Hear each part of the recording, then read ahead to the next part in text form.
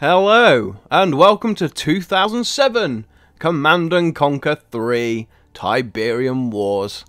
Yes, this game recently turned 10 years old. I've never played this one before, I have to be honest. I played the first game, and Tiberium's Sun, and Red Alert, then skipped ahead and played Red Alert 3. This one has been hiding in my Steam library for quite some time now. So, naturally, I decided to finally fire this up and see if it has indeed aged gracefully over the last 10 years. First off, I will talk a little bit about the video settings for this game. High resolutions are supported, which is fantastic. A little tip for those who will no doubt encounter issues with the settings, however. If you change pretty much any graphical setting, the game will crash.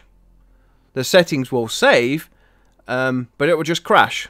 The way around this is to change the settings, but do not adjust the resolution. Do not touch the resolution. You want to change your settings first, crash, boot up again, then change the resolution. I guess it's as simple as that. From there, your Command & Conquer experience should be pretty easy going. I've seen several reports of this game running poorly on newer systems.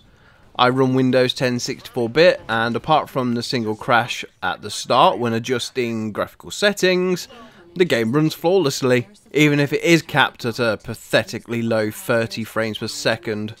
Sadly, I also see no way to adjust that. However, in all honesty, from how great the game looks anyway, all these years on, there's really no need to worry about that. It's your traditional GDI versus NOD stuff.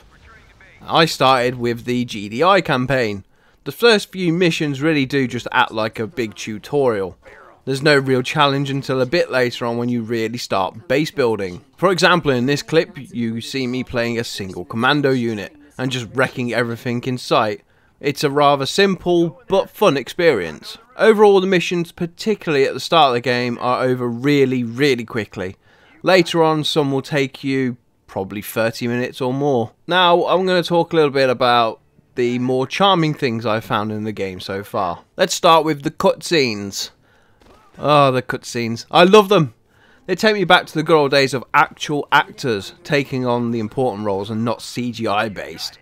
Some of them are admittingly terrible, but still, this oozes charm. For some reason, it makes me feel like I'm part of the Grand War.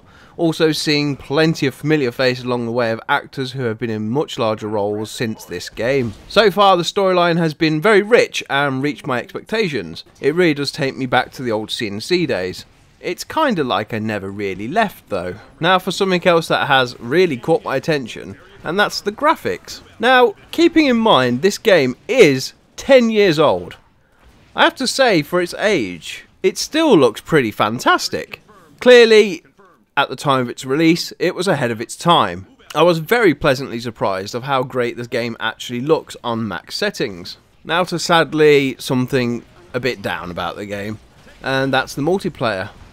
As far as I'm aware of, multiplayer just doesn't exist anymore, largely due to the closure of GameSpy services back in June 2014, and that is a big shame. So you'll be mostly looking forward to a single player experience with this one.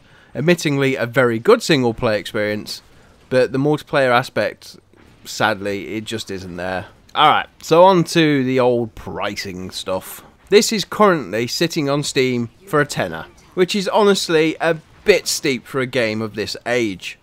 On the flip side, if you head over to Origin, and please don't hurt me for mentioning Origin, you can pick up a crap ton of Command & Conquer games in a massive bundle for 30 quid. And I'm pretty sure in a sale, I saw this for 15. So keep an eye out for that. It's a shame we won't see any more Command & Conquer games with the closure of the studio. They were fantastic games back in the day. Sadly, they did get worse as time went on. But that can be said about most sequels as time goes on. They tend to get worse and worse and more, well, mediocre. Take, for example, Call of Duty and its series. It started out one of the strongest shooters of the time, and now it's just a shell, really. It's nothing like it used to be. Sadly, in this day and age, I haven't found any real outstanding strategy games like Command & Conquer used to be, or, for example, the Dune 2, Dune 2000, and Emperor. I love those games to bits. I have to say, if you find this on Origin for 15 quid in its bundle, I think Origin wins here. It really does. And again, please don't hurt me for mentioning Origin. There's some links down there to the Steam store page.